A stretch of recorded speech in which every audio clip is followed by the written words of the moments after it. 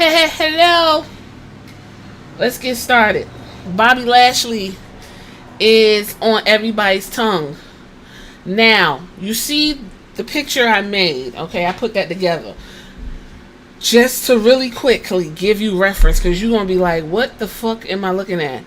Here's the thing. During the whole Vince McMahon debacle, and I read the whole case that old girl brought against Vince McMahon, there was a revelation in there which confirmed what I always said about him for years, that he old freak and he likes men and women, which is nothing wrong with it. It was displayed all through the Attitude Era. He books wrestlers that he wants to fuck, that turn him on. Well, McMahon, quote unquote, allegedly, he had dildos named after a black wrestler and a white wrestler, and I've come to the conclusion that the black wrestler was Bobby Lashley and the white wrestler was Brock Lesnar, and I believe that was in the deposition. So if you want to go back and listen, I read the whole deposition so no one's confused, and that was something that was in there along with some other nasty ass shit that he was doing, because he was super aggressive with his sex toys apparently. Now, let's talk about what Bobby Lashley got going on. So, Bobby Lashley was down to a podcast called the Laboratory Podcast. So, I went and clicked and went straight to the Laboratory Podcast. And the setup of this podcast is fantastic. I actually thought it was like a big time situation, but it's a relatively small podcast. They got 2.44 thousand subscribers, which is what I want in the future. That's my goal, guys. But they got a big setup. I think this is going to really catapult the podcast where it wants to be. So it's the Laboratory with Plies. So I would like to play some clips, but I'd be scared of copyrights. So I'm gonna just tell y'all what I know and the timestamps that are notable. So the one timestamp, the white girl that's also in a podcast host, it's like a motley crew, right? She said that Bianca Belair was her spirit animal. If you're not familiar with a spirit animal, it's really anchored in the Native American tradition, and this is a spirit which helps guide or protects a person on a journey and whose characteristics that person shares or embodies. So if you say someone's your spirit animal, you're essentially saying that you two are akin in some way, shape, or form. She says she feels like Bianca Belair, her personality that she is on TV is her personality in real life. And I will have to agree with her, because Bianca comes across so genuine that it's like, why the fuck does everybody hate her? Like, I will literally be in the comments going in for Bianca. And I don't do that. I don't think I used to be. Well, back in the day, I used to be in like the chat rooms for wrestling, going in. I think I was trying to fight for Jazz in China at the time. But these days, you talking shit about Bianca and it ain't lading up. I'm like, you need to relax. Anyway, Bobby Lashley sang her praises. He said, which I said, she's built. Listen, Bianca's arms are tree trunks. The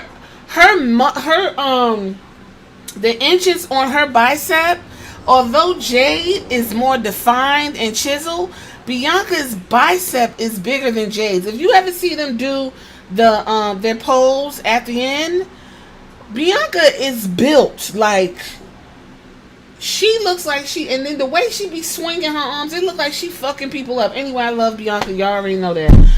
There will be no Bianca slander over here. So he did say she is well put together. She's still a feminine presenting, not like Jordan Grace, because she looked like she was on the juice, because her. But anyway, and she's a great representation. And he sang her praises. I was like, not too much on Bianca, because Montez don't play about Bianca. Remember Sam Roberts said something slick about Bianca, and Montez was staring him down. I gotta find that picture. That shit was so funny. Anyway, that was notable. Another notable thing was at the 28 minutes and 39 seconds, The host asks Bobby Lashley, what does he feel like being one of the, one of a handful of black wrestlers to win the championship. Now, Bobby answered it a way that I was just like, oh my God. He was like, I'm glad that I was a black champion, but I don't want to be a black champion. I want to normalize it to where it's just, oh, he's a champion. And so I was ready. I was on the inside. I was ready to be like, you know what? And then I said, oh, hold on for a second, because Bianca said something similar, and I get the sentiment. The sentiment is, if more black people won the championship, then it wouldn't be, oh, he's the third black person to win the championship. Eventually, it would be he's a champion. And I completely get that. I'm not even going to argue about it. I think it's a okay way to answer the question. Basically, you're saying, had people put more stock into other ethnicities, like the first Japanese champion, the first Mexican champion, then there won't need to be first. You get your one, and then you continue to do it to where it's normalized. Okay, I did understand that. The one that we're here for is at the 53-minute, 44-second points, okay? So, the host was playing the game, and I'm assuming this is class. He was asking him this or that, right? So, first he asked him MMA or boxing. I believe Bobby said MMA. Then he said, would you like to be super hot or super cold? Bobby said he wanted to be super hot. Now, I said super cold because then you could just get a blanket and kind of get your temperature. But maybe he was thinking more on the lines of wrestling. Then this is where the question came that's all over the internet. Okay, I'm a gamble. I'm a gamble and play it. Here we go. Be careful with this.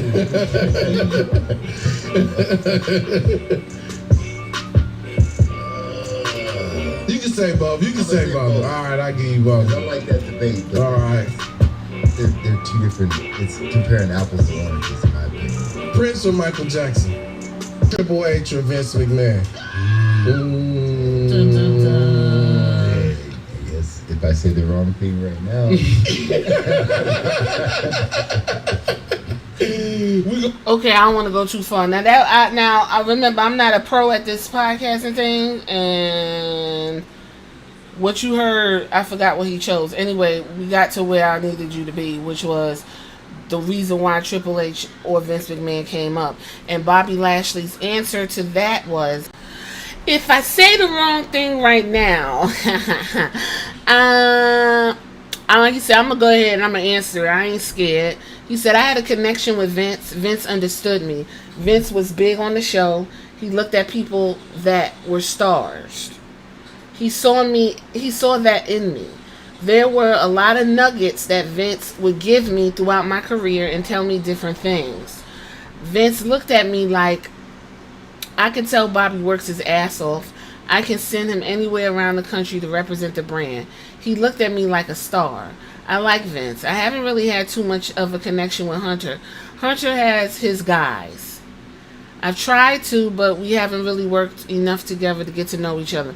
And from the looks of things, they're never going to work together to get to know each other. Because like I said, if you go back in my catalog on this podcast, it's entitled Hunter and His Kids.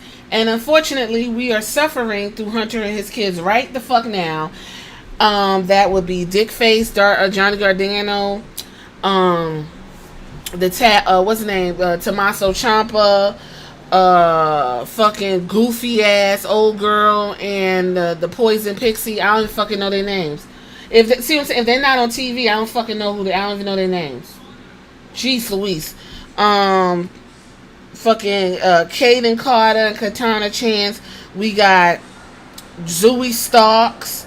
Who else is Hunter Kids?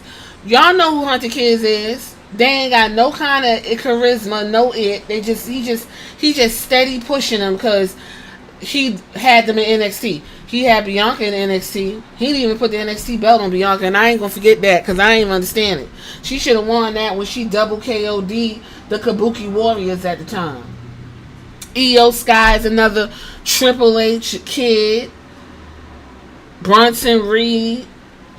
So he got all... Triple H is focused on trying to get his kids elevated.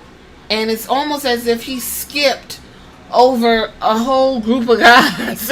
Even in the comments, somebody said just what I said, and that's by coincidence. If you read the comments under this interview, the person said the NXT kids are almost 40. Then somebody said, and race, because his NXT kids look pretty vanilla. Then they said the kids is Priest, Ripley, Gunther, DIY, Andrade, Bela, Nia Jax, etc. Then they said in response to somebody else on here about the race, they said that's why Sheamus became champ during the Shield was done. Kofi became champ and the feud with Bryan, and Dolph became champ again in NXT. So how did they get replaced by the Shield, you banana? I don't even know what he's talking about, but the guy just pointed out that things are getting a little bit more vanilla in the Triple H era. And he's making sure that top card looks a certain way. He's making sure it looks a certain way. And before you say, well, Roman is Samoan. Roman is from the Vincent McMahon regime, okay? Hence the whole, it's a Triple H era, and we have Cody, and again, all that. And even if Cody's half Cuban, these people are presented as white. Now, I'm not about to dive in the race. I know y'all be like, here this bitch go. I am not interested. But listen, I don't make the rules. The shit comes looking for me. So that's basically how we got to this whole conversation. But we know Bobby Lashley ain't gonna be there long, so he went ahead and said, I'm gonna go ahead and bite the fucking bait, and I'm gonna give y'all what y'all need, elevate your podcast, because me and MVP about to take this act on the road, probably invade AEW, as if that's gonna make any difference, end up on Ring of Honor, put back the Hurt Business, call them, somebody said call them the business of Hurt, the beat down business, and you know, I guess get your comeuppance that way, child. I don't know. There's no reason why Bobby Lashley is not at the top of that card. Cody Rhodes needs an opponent. Why is Bobby Lashley not giving Cody a run for his fucking money? Why are we not seeing Gunther against motherfucking Bobby Lashley? Why isn't Bobby Lashley beating up what's his name? Yeah, why not? Why? Am I missing a champion? Probably. I don't fucking know. They ran the Street Profits down into the ground. Where the pride go? I'd like somebody to explain that to me. That's another podcast. I could ask about 101 questions about that. But I'm going to leave it right here. Y'all tell me what y'all think. And I'll check you on the next one. Later.